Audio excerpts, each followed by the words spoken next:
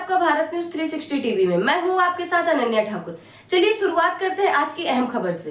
उत्तर प्रदेश की अर्थव्यवस्था, जिसे कभी बीमारू कहा जाता था, आज वही प्रदेश देश की दूसरी सबसे बड़ी इकोनॉमी बन चुका है। और आज लखनऊ से मुख्यमंत्री योगी आदित्यनाथ ने उस बदलाव का पूरा रोडमैप देश के सामने रख दिया, जहां किसान को 5 मिनट में कर्ज, जहां दिव्यांग और महिलाएं एफपीओ के जरिए रोल मॉडल, और जहां टेक्नोलॉजी, ट्रेनिंग और वैल्यू एडिशन से यूपी अपने अनलिमिटेड पोटेंशियल को साकार कर रहा है। मुख्यमंत्री योगी आदित्यनाथ गुरुवार को लोक भवन में राज्य संगोष्ठी एवं राज्य फोकस पेपर 2024-27 के विमोचन कार्यक्रम में संबोधित कर रहे थे। उन्होंने कहा, डिजिटल गवर्नेंस ने उत्तर प्रदेश में ऋण स्वीकृति की तस्वीर ही बदल दी है। सीएम योगी ने बताया, पहले किसान क्रेडिट कार्ड से कर्ज लेने में 25 दिन से 1 महीना लगता था, लेकिन आज ई-केसीसी के जरिए मात्र 5 मिनट में ऋण मिल रहा है। 2026 से 27 के लिए प्रदेश का कृषि ऋण लक्ष्य 3 लाख करोड़ रखा गया है, जो पहले से 13% अधिक है। मुख्यमंत्री ने इसे सुशासन का प्रत्यक्ष उदाहरण बताया। सीएम योगी ने कहा, आज सरकार और अन्नदाता किसान मिलकर सोच रहे हैं कि आर्टिफिशियल इंटेलिजेंस खेती में कैसे उपयोगी हो सकता है। प्रधानमंत्री नरेंद्र मोदी की प्रेरणा से केंद्र बजट में एआई एग्रीकल्चर प्लेटफॉर्म की घोषणा हुई है और यूपी इस दिशा में तेजी से आगे बढ़ रहा है।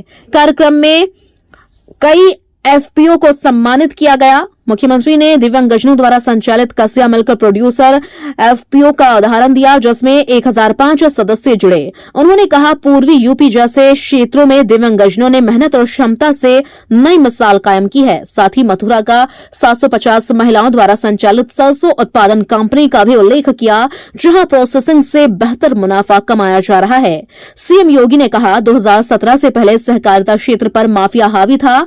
16 जिला सहकारी बैंक आरबीआई द्वारा डिफॉल्टर घोषित कर दिए गए थे। आज स्थिति यह है कि 15 बैंक मुनाफे में हैं और 16वें को भी प्रॉफिट में लाया जा रहा है। एमएसएमई सेक्टर को 1 डिस्ट्रिक्ट 1 प्रोडक्ट ओडीओपी से नई पहचान मिली। यूपी देश का पहला राज्य है जो एमएसएमई को 5 लाख रुपए का सुरक्षा बीमा देता है। प्रदेश में 96 लाख एमएसएमई यूनिट्स और 3 करोड़ परिवार इसी सेक्टर से जुड़े हैं। निर्यात 84,000 करोड़ से बढ़कर 1.86 लाख करोड़ पहुंच चुका है। मुख्यमंत्री ने बताया, यूपी दुनिया का पहला ऐसा राज्य है जहां 86% भूमि सिंचित है। 16 लाख ट्यूबवेल को मुफ्त बिजली, नहरों से सिंचाई मुफ्त, 1 लाख किसानों को सोलर पैनल। कृषि विकास दर 8% से बढ़कर 18% से अधिक हो चुकी है। गन्ना किसानों को 2000 से 2017 में 2.14 लाख करोड़, जबकि पिछले 9 वर्षों में 3 लाख करोड़ का भुगतान हुआ। यूपी एथनॉल और चीनी उत्पादन में देश में नंबर 1 है। 2016 में यूपी की अर्थव्यवस्था 11.7 लाख करोड़ थी, जो इस वित्तीय वर्ष 36 लाख करोड़ तक पहुंच रही है। देश की अर्थव्यवस्था में यूपी का योगदान 8% से बढ़कर 9.5% हो गया है। प्रति व्यक्ति आय 43,000 से बढ़कर 1.20 लाख। फिक्सल डेफिसिट 3% से कम और कई वर्षों से कोई नया टैक्स नहीं। अब आपको सुनाते हैं सीएम योगी ने इस आयोजित कार्यक्रम में क्या कहा। यूपी गत 5 वर्ष से रेवेन्यू सरप्लस स्टेट के रूप में अपने आप को स्थापित किया है और अब तो यूपी यानी 4 वर्ष में, यानी हम पिछले 5 वर्षों से रेवेन्यू सरप्लस भी है। टैक्स रेवेन्यू में 60% की वृद्धि और पिछले 8 वर्ष में 9 वर्ष में हम लोगों ने कोई भी नया टैक्स उत्तर प्रदेश के नागरिकों पे नहीं लगाया। किसी भी नागरिक पे नहीं लगाया, कोई नया टैक्स नहीं लगाया, बल्कि देश के अंदर डीजल पेट्रोल सबसे कम दाम पर यूपी के अंदर मिलता है, उस पर वैट सबसे कम यूपी के अंदर है।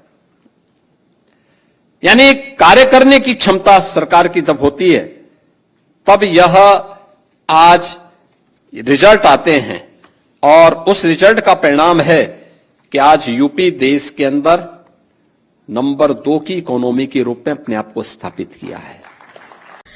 सीएम योगी ने बैंकों से अपील की, किसानों, एफपीओ, एमएसएमई और सहकारिता से जुड़े लोगों के लिए ऋण शर्तों को सरल बनाया जाए। उन्होंने कहा, नीति तभी सफल होगी जब उसका असर जमीन पर दिखे। इसके लिए ट्रेनिंग, मास्टर ट्रेनर्स और क्रेडिट को साथ लेकर चलना होगा। तो यह है वो उत्तर प्रदेश जो कभी बीमारू था और आज देश की अर्थव्यवस्था की रीढ़ बन रहा है, जहां किसान सशक्त है, जहां महिलाएं और दिव्यांग नेतृत्व कर रहे हैं और जहां टेक्नोलॉजी के सहारे भविष्य गढ़ा जा रहा है। यूपी का यह सफर सिर्फ आंकड़ों का नहीं, विश्वास और बदलाव का है। अभी के लिए इजाजत दीजिए, लेकिन जल्द मिलेंगे आपसे एक ऐसी बड़ी खबर के साथ। तब तक के लिए देखते रहिए भारत न्यूज 360 टीवी, सच का सफर हर दिल तक।